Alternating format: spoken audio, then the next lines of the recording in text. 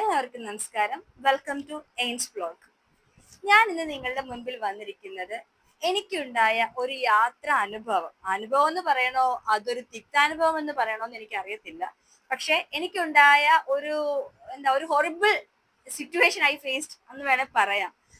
ആ ഒരു രീതിയിലെ ഒരു കാര്യം നിങ്ങളുമായി പങ്കുവെക്കാനാണ് ഞാൻ ഈ വീഡിയോ ചെയ്യുന്നത്. ഇത് എനിക്ക് തോന്നുന്നു ഞാൻ മാത്രമല്ല, ഒരുപാട് പേര് ഈ ഒരു സെയിം അനുഭവത്തിലൂടെ കടന്നു പോയിട്ടുണ്ടാവണം. അങ്ങനെയുള്ളവരാണെങ്കിൽ ഇതിനെതിരെ നമുക്ക് എന്താ ചെയ്യാൻ പറ്റുക? അതിന് ഒരു സൊല്യൂഷൻ വേണ്ടേ? കാരണം ഇത് ഒന്നോ രണ്ടോ പേര് ഫേസ് ചെയ്യണതല്ല. എനിക്ക് തോന്നുന്നു ഒരു പീക്ക് ടൈമിൽ ടിക്കറ്റ് എടുത്ത് ഇന്റർനാഷണൽ ഫ്ലൈറ്റ് ട്രാവൽ ചെയ്യുന്ന ഒരുപാട് പാസഞ്ചേഴ്സ് ചില പർട്ടിക്കുലർ എയർലൈൻസിൽ നിന്ന് എക്സ്പീരിയൻസ് ചെയ്യുന്ന ഒരു കാര്യമാണ്. അപ്പൊ ഞാൻ എനിക്കൊരു അനുഭവം നിങ്ങളുമായിട്ട് പങ്കുവയ്ക്കാം. ഫെബ്രുവരി 28 ഞാനും എൻ്റെ സുഹൃത്തും കൂടി ഇൻഡിഗോ എയർലൈൻസിന് ഫ്ലൈറ്റ് ടിക്കറ്റ് പർച്ചേസ് ചെയ്തു. ഞങ്ങളുടെ PNR സെയിം ആയിരുന്നു. ഞങ്ങൾ destination from Male international airport to Bangalore and from Bangalore to Kochi. ഈ ഒരു രീതിയിൽ, കാരണം ട്രാൻസ്മിറ്റ് ഫ്ലൈറ്റ് ആയിരുന്നു, ആ ഒരു രീതിയിലാണ് ഞങ്ങൾ ഫ്ലൈറ്റ് ടിക്കറ്റ് പർച്ചേസ് ചെയ്തത്. സോ ഒബ്വിയസ്ലി നമ്മൾ ടിക്കറ്റ് ഒരുമിച്ച് പർച്ചേസ് ചെയ്തപ്പോൾ തന്നെ ഞങ്ങളുടെ മനസ്സിലുണ്ടായിരുന്ന ഒരു ധാരണ ഞങ്ങൾക്ക് ലഗേജിന്റെ കാര്യമായിരുന്നു. കാരണം എനിക്ക് ഹെൽത്ത് ഇഷ്യൂസ് ഉള്ളത് കൊണ്ട് എനിക്ക് ഹാൻഡ് ലഗേജ് ക്യാരി ചെയ്യാൻ പറ്റില്ല. അപ്പൊ നമുക്ക് രണ്ടുപേർക്കും കൂടി ലഗേജ് പൂൾ ചെയ്തുകൊണ്ട് ലഗേജിന്റെ കൂട്ടത്തിൽ വിടാം, പകരം ഹാൻഡ് ബാഗ് ക്യാരി ചെയ്യേണ്ട എന്നൊരു അർത്ഥത്തിലാണ് ഞങ്ങൾ ഒരുമിച്ച് ടിക്കറ്റ് പർച്ചേസ് ചെയ്തത്. ഒരുമിച്ച് ഒരേ ഡെസ്റ്റിനേഷൻ. എൻ്റെ ഫ്രണ്ടിന് ട്രിവാൻഡ്രം ആയിട്ട് പോലും എനിക്ക് ഇങ്ങനെ ഒരു ഇഷ്യൂ ഉള്ളത് കൊണ്ട് എൻ്റെ കൂടെ വന്ന് കൊച്ചിയിൽ എന്നെ ഡ്രോപ്പ് ചെയ്തതിനു ശേഷം പോകാമെന്നുള്ള രീതിയിലാണ് ഞങ്ങൾ ടിക്കറ്റ് പർച്ചേസ് ചെയ്തത്. അതനുസരിച്ച് ഞങ്ങൾ 28 ഒരു 1:30 ചെക്ക് ഇൻ കൗണ്ടറിൽ, ഇൻഡിഗോയുടെ ചെക്ക് ഇൻ കൗണ്ടറിൽ എത്തി. എന്നാൽ ചെക്ക് ഇൻ കൗണ്ടറിൽ എത്തി പാസ്പോർട്ട് അവർ ഒരുമിച്ച് നോക്കി, PNR ഒരുമിച്ച് നോക്കി. ലഗേജ് പേ ചെയ്യണ സമയം വന്നപ്പോൾ അവർ പറഞ്ഞു ഞങ്ങളുടെ ലഗേജ് ഒരുമിച്ച് പേ ചെയ്യാൻ പറ്റില്ല. ഞാൻ അവരോട് ചോദിച്ചു അത് എന്തുകൊണ്ടാണ്, നിങ്ങൾ ഞങ്ങളുടെ പാസ്പോർട്ട് ഒരുമിച്ചാണോ എന്ന് ചോദിച്ചു. ഞങ്ങളുടെ ടിക്കറ്റ് ഒരുമിച്ച് നിങ്ങൾ വെരിഫൈ ചെയ്തു, പിന്നെ എന്തുകൊണ്ടാണ് നിങ്ങൾ ഞങ്ങൾക്ക് ഇത് മാത്രം, ഈ ലഗേജ് മാത്രം ഒരുമിച്ച് പറ്റില്ല എന്ന് പറയുന്ന കാര്യം എന്താണ്? കാരണം എൻ്റെ ഫ്രണ്ടിന്റെ ട്രോളി ബാഗ് ചെറുതായിരുന്നു, കമ്പാരിറ്റീവ്ലി ചെറുതായിരുന്നു. ഞങ്ങൾ അതിൽ 15 kg, എൻ്റെത് ഒരുചൂടി വലുതായിരുന്നു, അത് കാരണം അതിൽ 20 kg ഉണ്ടായിരുന്നത്. എങ്കിൽ അവർ ഞങ്ങൾക്ക് അത് അലോ ചെയ്തില്ല. അവര് പറഞ്ഞൊരു റീസൺ, നിങ്ങൾ വർക്ക് വിസ ഹോൾഡേഴ്സ് ആയത് കൊണ്ടാണ്. ഈ 21,000 റുപ്പീസ് കൊടുത്ത് നമ്മൾ ടിക്കറ്റ് പർച്ചേസ് ചെയ്തപ്പോൾ അവർ നമ്മളോട് ഇങ്ങനെ ഒരു കാര്യം ആവശ്യപ്പെട്ടിട്ടില്ല, പറഞ്ഞിട്ടുമില്ല. നിങ്ങൾ വിസ ഹോൾഡേഴ്സ് ആയതുകൊണ്ട് നിങ്ങൾക്കൊരു നിയമം, വിസ ഹോൾഡേഴ്സ് അല്ലാത്തവർക്കൊരു നിയമം, അങ്ങനെ അവർ നമ്മളോട് പറഞ്ഞിട്ടില്ല. ഇനി അങ്ങനെ ഒരു നിയമം ഉള്ളതായിട്ട് എനിക്ക് അറിയത്തില്ല. അങ്ങനെയാണെങ്കിൽ എൻ്റെ തെറ്റ് ഞാനാണ് തെറ്റെന്ന് സമ്മതിക്കുന്നു, നിങ്ങൾക്ക് അടി കമന്റ് ചെയ്യാം. അതല്ല എൻ്റെ ഭാഗത്താണ് ന്യായമെങ്കിൽ നിങ്ങൾ എനിക്കൊരു സൊല്യൂഷൻ പറഞ്ഞു തരണം. കാരണം നമ്മൾ അനുഭവിച്ച ഒരു കാര്യമാണ്. ഇപ്പൊ ഇന്ന് ഞാനാണെങ്കിൽ നാളെ വേറെ ആരെങ്കിലും ആയിരിക്കും ഇത് ഫേസ് ചെയ്യാൻ വേണ്ടി പോകണം. അങ്ങനെയാണെങ്കിൽ ഈ ഒരു കാര്യം ഇൻഡിഗോ എയർലൈൻസിന്റെ അധികൃതരുടെ മുന്നിൽ കൊണ്ടുവരണം. ഈ ഒരു ഇൻസിഡന്റ് ഞാൻ ഈ ഒരു വീഡിയോയിലൂടെ നിങ്ങളുടെ മുൻപിൽ എത്തിക്കാൻ തന്നെ ഉണ്ടായ ഒരു കാര്യം അതാണ്. കാരണം അതിന്റെ തലേ ദിവസം ട്രാവൽ ചെയ്തവർക്ക് പ്രശ്നമില്ല. കാരണം 28 എന്ന് പറയുമ്പോൾ ഹോളിഡേ ടൈമാണ്, എല്ലാ ടീച്ചേഴ്സും നാട്ടിൽ പോവുകയാണ്. അപ്പൊ എല്ലാവരും തന്നെ ഇത് ഫേസ് ചെയ്യുക, ടിക്കറ്റ് ഒരുമിച്ച് എടുത്തവര് ഇത് ഫേസ് ചെയ്തു. അതേസമയം എനിക്ക് തൊട്ട് മുമ്പ് നിന്നൊരു സാറിന്റെ കൂടെ ഒരു ടീച്ചർ പർച്ചേസ് ചെയ്തിരുന്നു. ആ ടീച്ചറിന്റെ പേര് PNR-ലുണ്ട്. അപ്പൊ കൂടെ ലൈൻ നിന്നപ്പോൾ രണ്ട് ആൾക്കാരുടെ പുറകിലായിപ്പോയി, 2 പാസഞ്ചേഴ്സിന്റെ പുറകിലായിപ്പോയി. അപ്പൊ അവര് ചോദിച്ചു കൂടെയുള്ള ആൾ എന്ത് ചെയ്യുന്നു. അപ്പൊ അങ്ങനെ ഇൻക്വയറീസ് അവർ നടത്തുന്നുണ്ട്. എങ്കിൽ ലഗേജ് മാത്രം വിസ ഹോൾഡർ ആയതുകൊണ്ട് ഒരുമിച്ച് വേ ചെയ്യാൻ പറ്റില്ല. അപ്പൊ ഇതിനെതിരെ ഇതിനെതിരെ ഞാൻ എങ്ങനെയാ റിയാക്ട് ചെയ്യേണ്ടത്? അതുകൊണ്ടാണ് ഈ ഒരു വീഡിയോയിലൂടെ നിങ്ങളുടെ മുൻപിൽ എത്തിക്കാൻ വിചാരിച്ചത്. അപ്പൊ എന്താണ് അതിനൊരു പരിഹാരം? കാരണം നമ്മളിപ്പോ ഇനിയും തിരിച്ചു പോകേണ്ടതാണ്. തിരിച്ചു പോകുമ്പോഴും വേണം നമ്മൾ ഇത് തന്നെ ഫേസ് ചെയ്യേണ്ടി വരും. അതുപോലെ തിരിച്ച് അടുത്ത ലീവിലും വരേണ്ടതാണ്. ആ ഒരു പർട്ടിക്കുലർ ഡേറ്റ്സിൽ മാത്രം ഇവരെന്തുകൊണ്ടാണ് നമ്മളോട് ഇങ്ങനെ ചെയ്യണത്? നമ്മൾ ടിക്കറ്റ് പർച്ചേസ് ചെയ്യേണ്ടത് ഇത്രയും വലിയ തുക കൊടുത്താൽ നമുക്കറിയാം.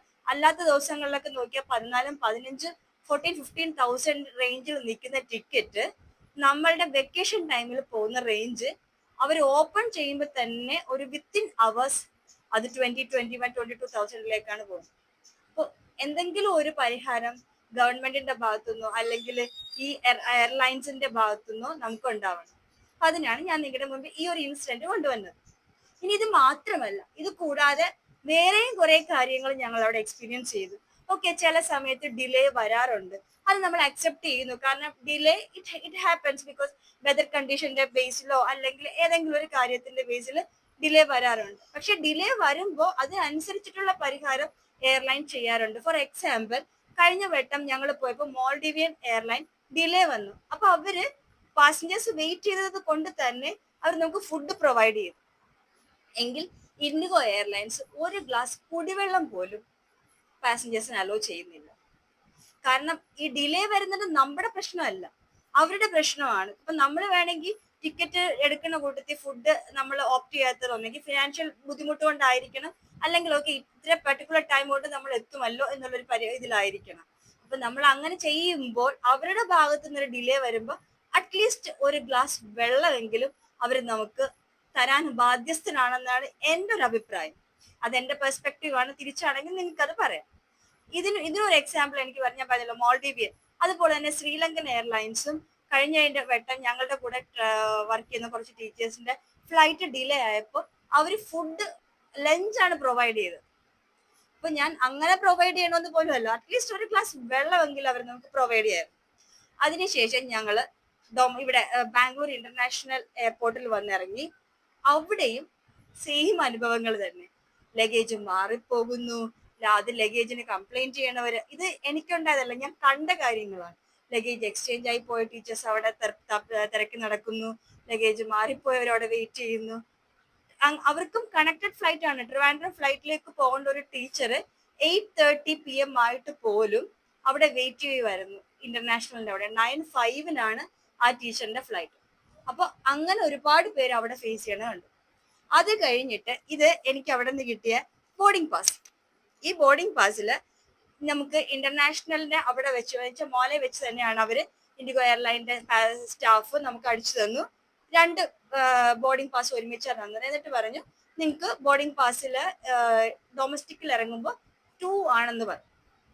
നമ്മള് ഇന്റർനാഷണൽ ബാംഗ്ലൂരിൽ വന്നപ്പോൾ അവര് പറഞ്ഞു 2 അല്ല, അത് 14 ആണ്.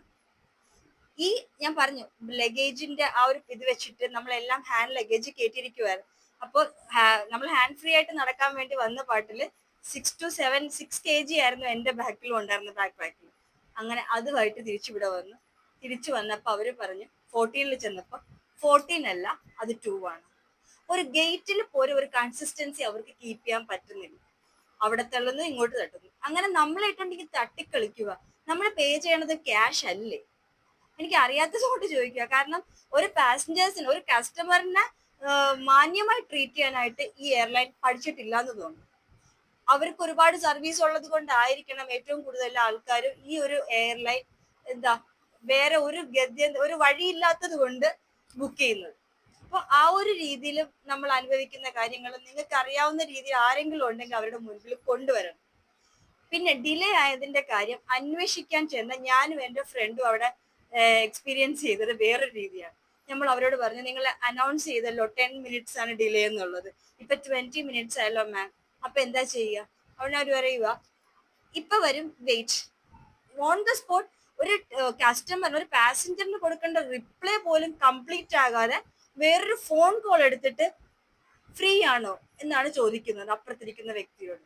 അതല്ലാണ്ട് മുമ്പിൽ നിൽക്കുന്ന പാസഞ്ചറിനെ അല്ലെങ്കിൽ മുമ്പിൽ നിൽക്കുന്ന കസ്റ്റമറിനെ എങ്ങനെ ട്രീറ്റ് ചെയ്യണമെന്ന് പോലും അവിടുത്തെ സർവീസ് അവിടുത്തെ സ്റ്റാഫിന് അറിയില്ല എന്നാണ് എനിക്ക് തോന്നുന്നത്. അത് കഴിഞ്ഞിട്ട് അവിടെയും നമ്മുടെ ടൈം ഒരുപാട് അവര് 10 minute പറഞ്ഞ ഒരു 20 to 25 minutes ഞങ്ങൾ അവിടെ വെയിറ്റ് ചെയ്തു. എയർപോർട്ടിൽ ടൈം ഇല്ലാത്തത് കൊണ്ടാണ് ഞാൻ 1-2 ഫ്രണ്ട്സിന്റെ വീഡിയോയിൽ കാണാൻ വേണ്ടിയിട്ട് ടൈം കാണിച്ചിട്ട് മൊബൈലിൽ ഷൂട്ട് ചെയ്തത് ചില വീഡിയോസ്. അങ്ങനെ കുറെ എക്സ്പീരിയൻസ് നമുക്ക് അവിടെ ഉണ്ടായി.